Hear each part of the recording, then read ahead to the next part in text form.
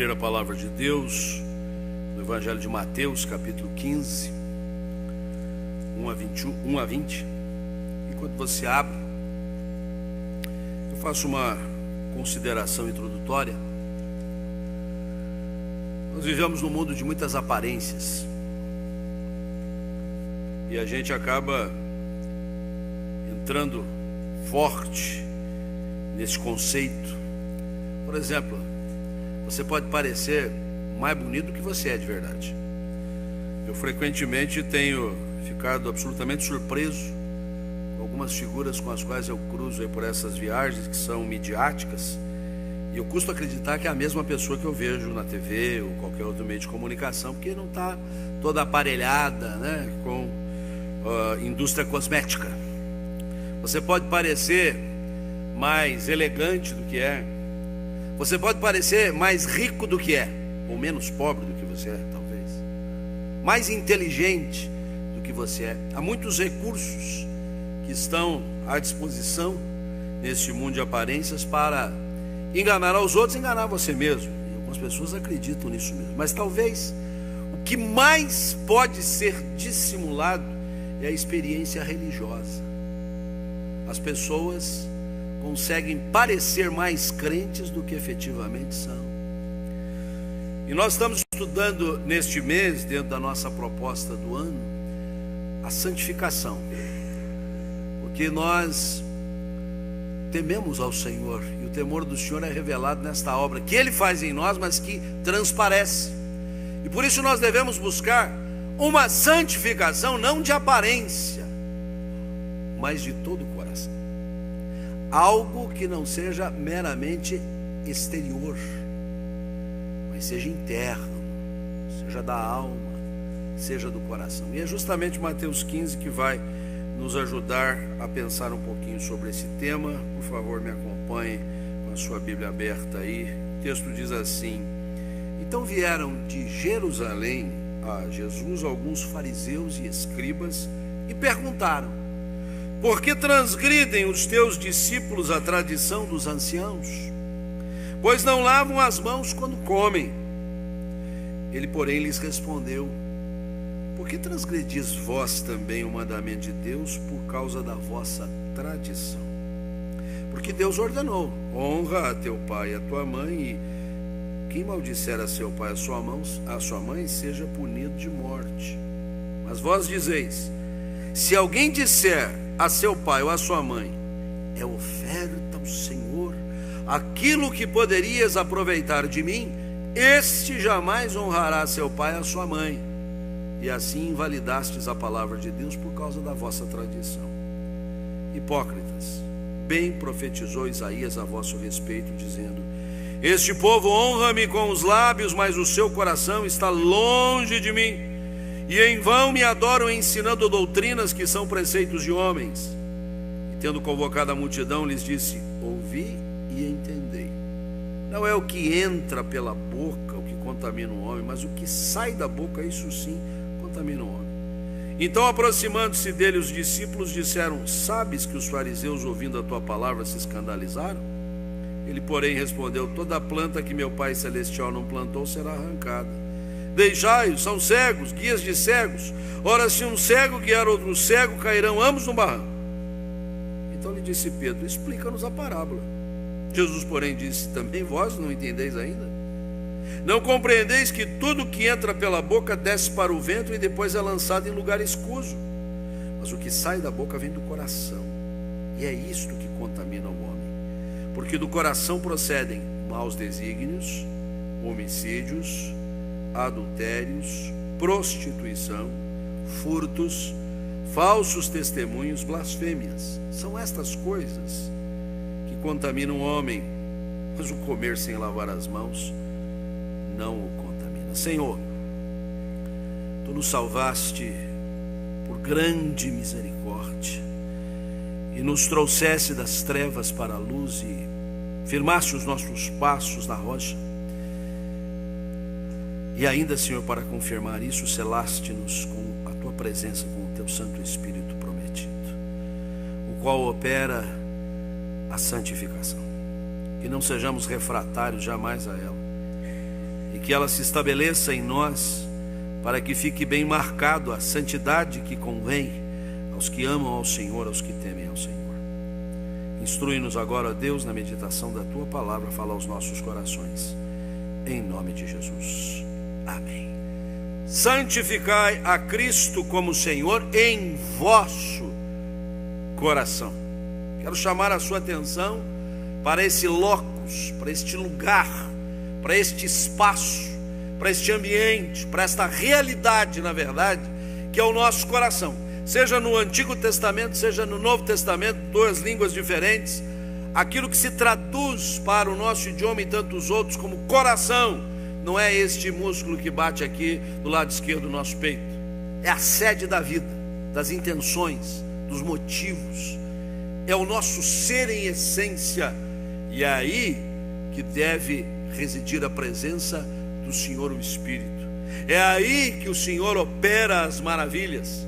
Portanto, não se trata de uma obra periférica, superficial, mas profunda no âmago dos nossos corações. A passagem que nós escolhemos para meditar nesta manhã, ela se encontra tanto aqui no Evangelho de Mateus, como também no Evangelho de Marcos. E estes dois evangelistas nos apresentam um confronto que sucedeu entre religiosos, entre teólogos, entre estudiosos da Escritura Sagrada nos tempos de Jesus, com Jesus e os discípulos. E o que se narra aqui nos traz lições muito preciosas acerca desta realidade que buscamos, uma santificação que não seja de aparência, você parecer santo, você parecer melhor do que é, você parecer muito religioso, você parecer muito crente e não ser nada disso. Nós queremos ser, nós queremos viver, nós queremos andar, nós queremos vivenciar esta realidade da santificação para valer e de verdade. E a gente vai observando na construção da passagem que tudo vai se encaminhando para o coração, para a sede da vida. E lá no corolário desta mensagem, no versículo 19, o Senhor Jesus diz assim: porque do coração procede coisa que não devia estar lá, coisa que devia ser tirada, coisa que não devia residir ali, para que ali fosse ocupado por coisas melhores. Então eu trago à guisa ainda de provocação esta colocação que precisa encher o nosso coração, ou de que o nosso coração precisa estar cheio, pleno, completo, e por outro lado, de que o nosso coração precisa esvaziar-se. O que está ocupando o espaço? O que está preenchendo o nosso tempo, a nossa mente, as nossas intenções, e que não está produzindo o reino de Deus, e que não está favorecendo a glória do Senhor, e que não vai na direção do projeto que o Senhor tem para com a sua igreja e cada um daqueles que a compõem. É um entra e sai, é um esvaziar-se e um encher-se. São realidades que nós precisamos esgotar, ver sumido, desaparecido definitivamente da nossa vida, e outras das quais nós devemos estar planificados. E eu queria passear no texto bíblico, na própria explicação do texto, para pontuar algumas coisas que me parecem bastante significativas acerca deste esvaziar-se e deste encher-se. A primeira coisa que eu quero lembrar é que é preciso esvaziar o coração do revanchismo e enchê-lo da tolerância. Esvaziar o coração do revanchismo, do partidarismo, da contenda que muitas vezes se estabelece de grupo em grupo, de pessoa em pessoa, e aprendermos mais o respeito, o convívio e a própria tolerância.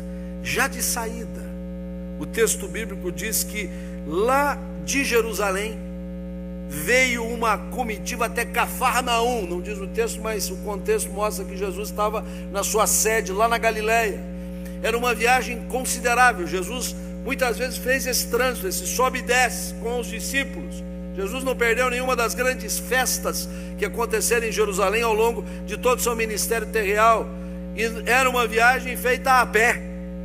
Mas aqui chama a atenção que um grupo de líderes, de pessoas de destaque, de pessoas estudiosas, teve o trabalho de sair lá da sua sede em Jerusalém e ir até Cafarnaum para botar o dedo no nariz de Jesus e dizer assim: por que é que os teus discípulos não seguem as nossas tradições?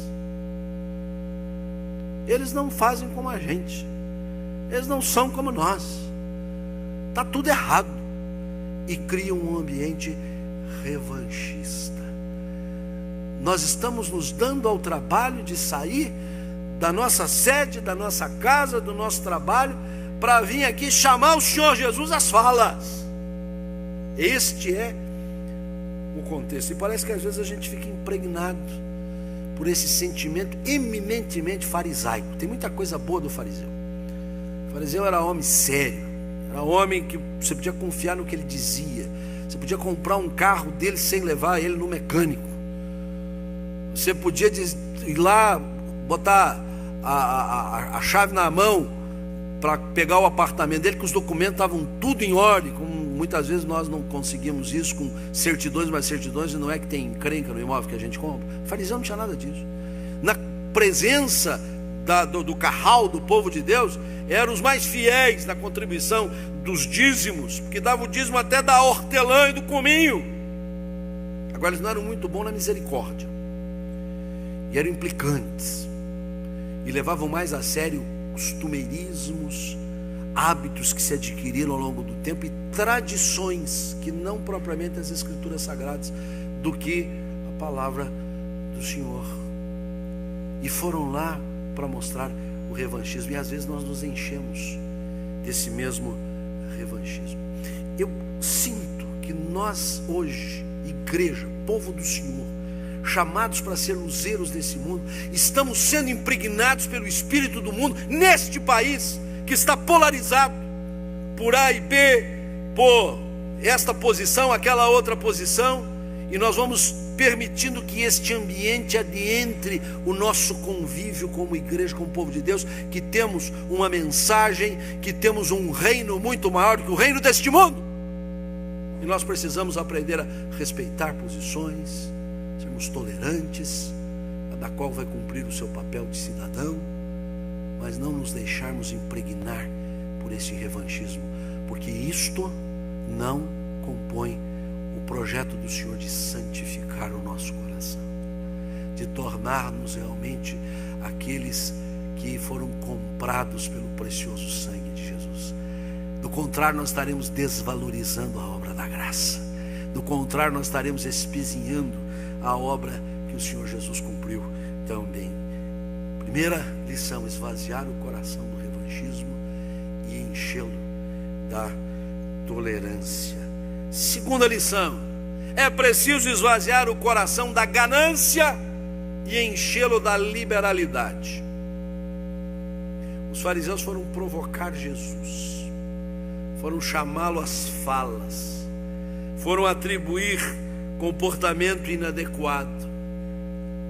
Mas aí Jesus lembrou-os de que eles aqui não estavam andando no caminho do Senhor, e por uma razão muito simples: ganância, ganância, ganância. A gente fica impressionado quando as cifras começam a vir a lume de recursos que foram roubados do Estado, que foram retirados da distribuição mais adequada para toda a população e foram encher os bolsos de uns poucos, encastelados nas suas posições de mando. E a certa altura a gente diz: mas onde é que o sujeito vai guardar tanto recurso assim? Como é que pode? É que a Bíblia mesmo diz que a ganância, ela tem um refrãozinho, ela só diz assim: dá, dá, dá, dá, dá. Ela nunca se satisfaz. Jesus disse assim: vocês é que estão transgredindo o mandamento do Senhor, porque lá nas 10 palavras que Moisés legou a vocês, é o fundamento da lei, se diz, é para honrar pai e mãe. E honrar pai e mãe não é fazer poesia no dia deles, não é pagar um jantarzinho para eles de vez em quando, dar presente no dia do aniversário. Quando os papais já estão quebrados, já não conseguem ser produtivos, vocês têm que sustentá-los, vocês precisam ajudá-los, vocês precisam assisti-los. Mas vocês criaram um negócio chamado Corban. Lá na narrativa de Marcos, ele usa exatamente essa expressão, que era uma espécie de uma regrinha de saída. Corban era o seguinte: era uma oferta especial ao Senhor. Aí o que eles faziam? Pois é, o que era meu compromisso com o papai e a mamãe, eu dediquei Corban, eu dediquei à casa de Deus. É como se você fizesse o seguinte: você tem responsabilidade com os seus familiares, mas você deixa de assisti-los para dizer assim: eu vim, não pude assisti-los porque entreguei meu dízimo. Ah, pastor, então o senhor está dizendo que eu posso deixar de dar o dízimo para sustentar o meu pai? Absolutamente. Porque o seu dízimo não é seu, é do Senhor. O Senhor deixou na sua responsabilidade 90% para você cuidar. Você vai tirar dos 90% a assistência aos seus familiares. Você vai pagar suas contas com os 90%. Os 10% você já entregou aqui, o que aliás é menos responsabilidade. Eu sempre digo, o dizimista é um sujeito feliz, ele só tem que se preocupar em cuidar de 90%. O que não é dizimista tem mais responsabilidade, ele tem que cuidar de 100%. Porque aquele que já entregou na casa do Senhor o seu dízimo, com esse ele não se preocupa.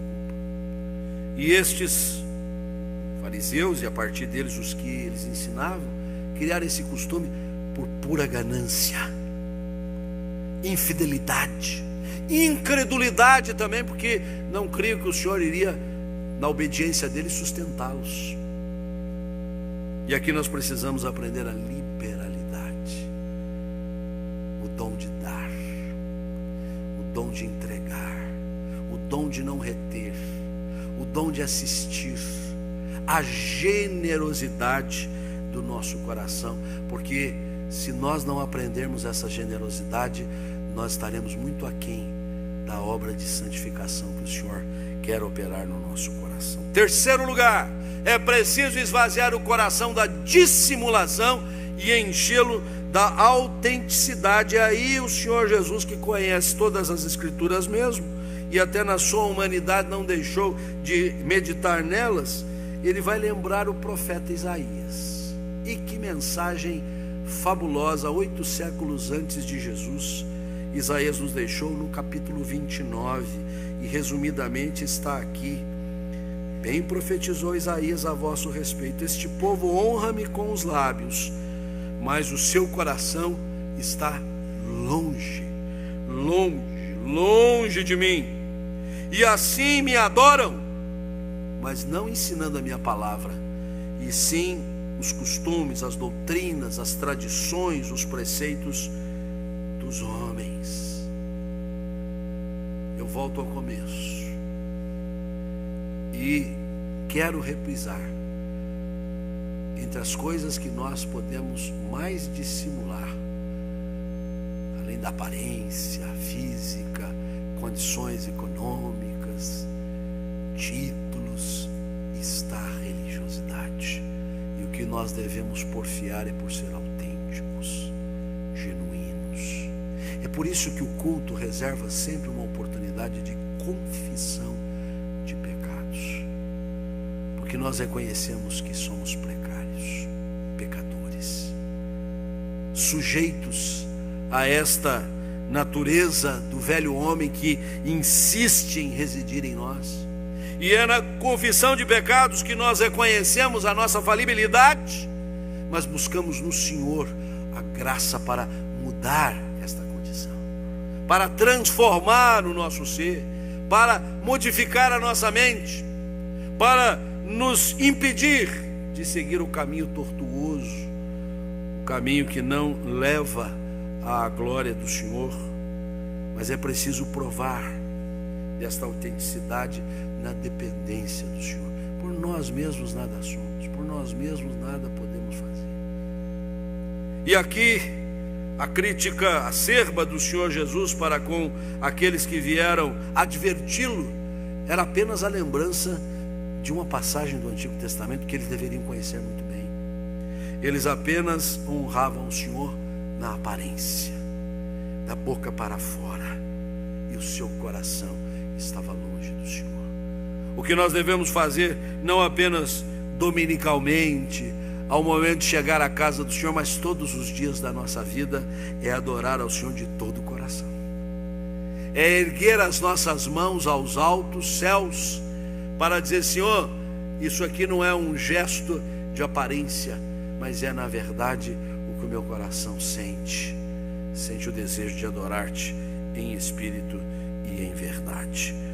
Quarta realidade que precisamos atentar: é preciso esvaziar o coração das ilusões e equívocos e enchê-lo da verdade e das virtudes. Aí, a essa altura, Jesus conta o que Pedro entendeu ser até uma parábola, e não deixa de ser.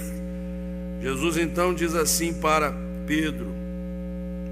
Primeiramente, vamos lembrar um pouquinho o versículo 12, porque os discípulos disseram aos fariseus, ficaram escandalizados com o que o Senhor disse, porque eles vieram aqui chamar a sua atenção e saíram com um puxão de orelha, e eles não gostaram. E Jesus diz assim: olha, o que meu pai não plantou não vai permanecer, vai ser arrancado. E eles são cegos guiando cegos, e nós estamos na luz, sendo guiados pela luz de Deus. Esvaziar o coração das ilusões e equívocos. Como nós temos sido tangidos, temos sido conduzidos nos dias de hoje por cegos. Aliás, com todo respeito aos deficientes visuais, por quem temos o maior respeito, costumamos realizar cultos aqui no Instituto Paranaense dos Cegos mensalmente. Eles têm muita alegria de nos receber ali, de cantar os louvores, de receber as orações. É uma experiência muito grata, e não vai aqui nenhum tipo de preconceito com essas pessoas que ficaram privadas da visão. Aliás, em alguma medida, cada um de nós tem a sua deficiência, e hoje nós precisamos usar lentes sobressalentes. Mas o ponto que Jesus quer destacar aqui é que o cego, ele precisa ser conduzido, e não ser o guia, e não ser o que vai liderando, e o que vai adiante, o que vai dizendo esse é o caminho. Ele não conhece. E este é o ponto. Nós temos sido guiados por figuras midiáticas, por líderes nacionais e mundiais que ocupam esses espaços preferenciais através dos seus discursos, das suas artes, das suas poesias, enfim, de tudo que eles podem ter à sua mão, como por exemplo os artistas, os cantores e até mesmo algumas dessas lideranças políticas, como verdadeiros gurus da nossa vida, são cegos. E nós temos sido guiados por cegos, porque nós temos que ser conduzidos pela luz de Cristo, porque temos que ser conduzidos pela luz da sua palavra, porque a sua palavra é que diz que passo nós vamos dar, que decisão nós vamos tomar, que deliberação nós vamos seguir. É a sua palavra que enche o nosso coração de verdadeira paz e alegria, mesmo que ao redor esteja uma situação de angústia, de tristeza, nós sabemos onde estamos ancorados. Por isso é preciso esvaziar o coração de ilusões. A gente até costuma usar a expressão de falsas ilusões. Toda ilusão é falsa, né? Não precisa ser tão redundante assim. Mas muitos equívocos, enganos.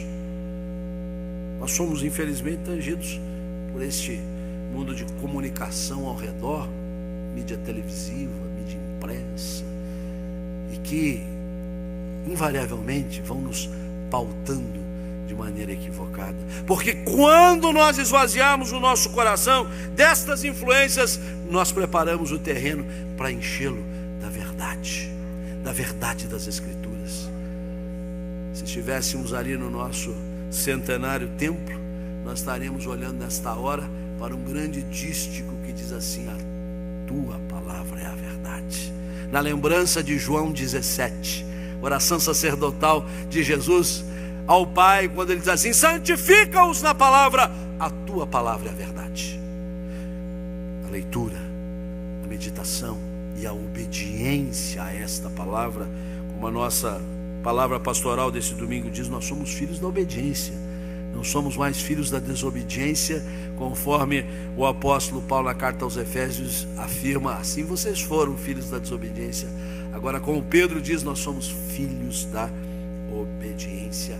É esta verdade que vai nos conduzir, e ela nos enche de virtudes, de valores duráveis, de coisas que permanecem para sempre, que não importam as circunstâncias, as situações econômicas, políticas, ideológicas.